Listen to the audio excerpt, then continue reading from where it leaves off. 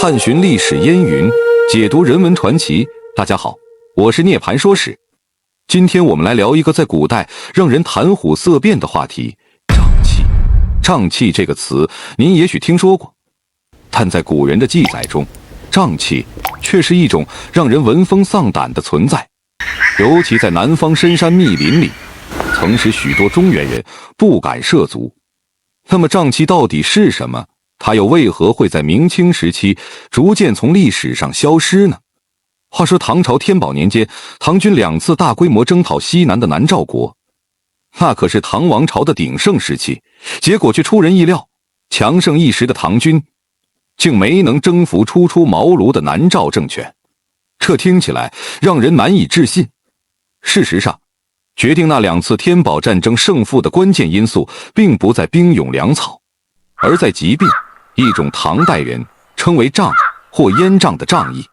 旧唐书《杨国忠传》里记载，字仲通，李密举讨蛮之军，其征发皆中国利兵，然于土风不变，且举入之所陷，瘴疫之所伤，溃响之所乏，误故者18、9。这段史料翻译过来就是说，当年杨国忠率领唐军征讨南蛮，调集的都是中原精锐，可由于水土不服，现在沼泽泥淖，又遭瘴疫侵袭，粮草补给也断绝，结果10个人里就死了8、9个。可见那场战役中瘴疫造成了何等惨重的伤亡。瘴疫的可怕在当时早有传闻。相传大诗人白居易曾在陕西临潼遇到一位88岁的老人，老人缺了一条右臂，白居易好奇询问缘故。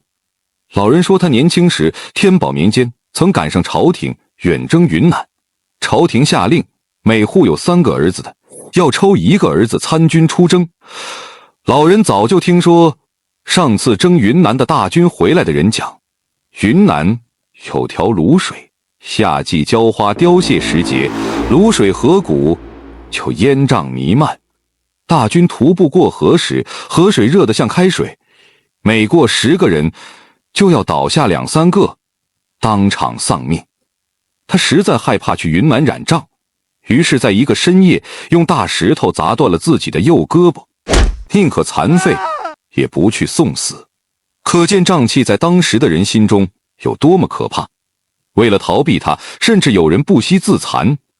其实不光唐朝如此，早在唐以前，北方军队深入南方作战，就常遇到瘴疫肆虐。东汉伏波将军马援征讨岭南时，也损失惨重。《后汉书·马援传》记载，军历经瘴疫死者10之4、5。也就是说，当年马援军中因为瘴疫病死的人占到了40%到1半。可见在古代的南疆战场上，瘴疫往往比敌人的刀枪更可怕。那么瘴气到底是什么呢？它为什么会引发如此厉害的瘴疫？接下来我们就来揭开瘴气的秘密。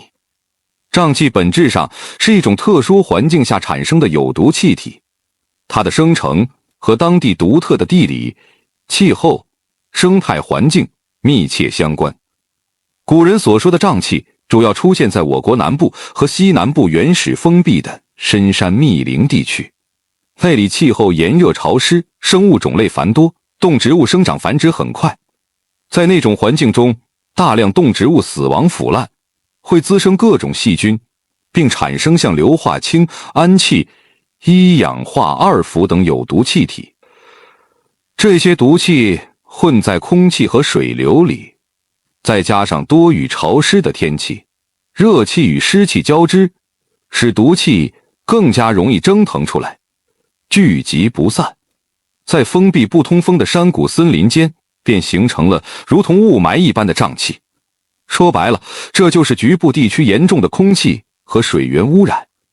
古人不懂科学，却看到人一进山林就染病送命，于是把这种让人生病的闷热瘴物视为可怕的瘴气。被瘴气害得生病，在古代就叫瘴病。广义上，瘴病指南方地区几乎所有的地方病。岭外代答中说，南方凡病皆谓之瘴。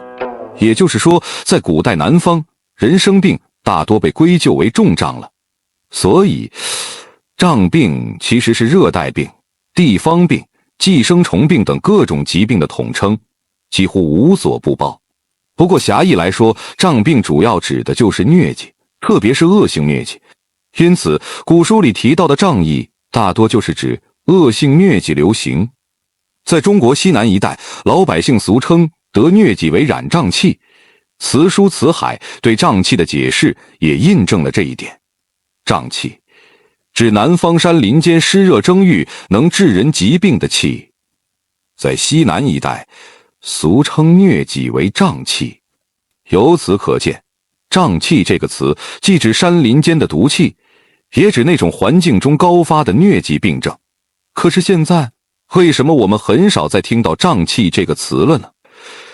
其实这跟明清时期实行的一项地方政策密切相关，那就是改土归流。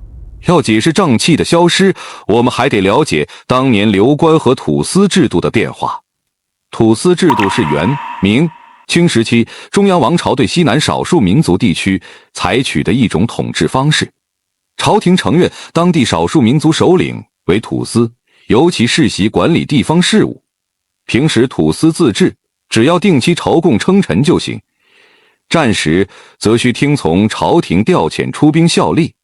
流官则相反，是明清两朝中央直接派往少数民族地区的地方官员，他们有任期、人满调动，可以随时被朝廷撤换，不像土司那样世代盘踞一方。明朝永乐年间，朝廷在贵州率先实行改土归流，平定司州。司南土司叛乱后，废除土司世袭，设立贵州布政使司，正式建立贵州省，派流官治理当地。万历年间，又平定了播州杨氏土司之乱，朝廷将播州土司辖地改设为遵义府和平乐府，由流官直接管辖。此后，改土归流逐渐推广。到了清朝康熙、雍正、乾隆年间，这项政策达到巅峰。原先许多土司统治的地方都被纳入了中央直管的版图。在这一过程中，大批中原汉人也迁入过去瘴疠肆虐、人烟稀少的地区。刚开始派去的流官对那些瘴气弥漫的穷山恶水十分畏惧，可谓谈瘴色变，谁都不愿去。甚至有人临行前把后事都交代好了，担心这一去就回不来了。明史里记载，有位流官奉命前往土司辖地办事，但那里诸处皆瘴乡，结果3年里死了17个去办差的官员，事情还没办完。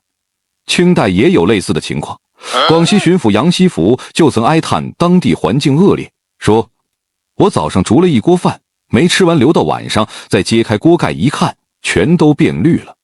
每天过日子都是提心吊胆，就怕一不小心就嗝屁了。”这番话生动描绘了当年岭南瘴疠之地的可怕环境，湿热到煮好的饭半天就发霉变绿，难怪人人胆战心惊。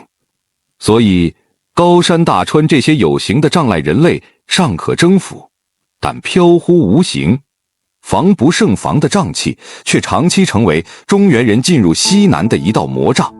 不过局面很快发生了改变，随着改土归流政策的持续推进，西南原本蛮不出动、汉不入境的封闭隔离状态被打破，大量中原百姓迁入西南山区。汉人带去了先进的农耕文化，逐渐取代了当地以渔猎采集、游牧为主的生活方式。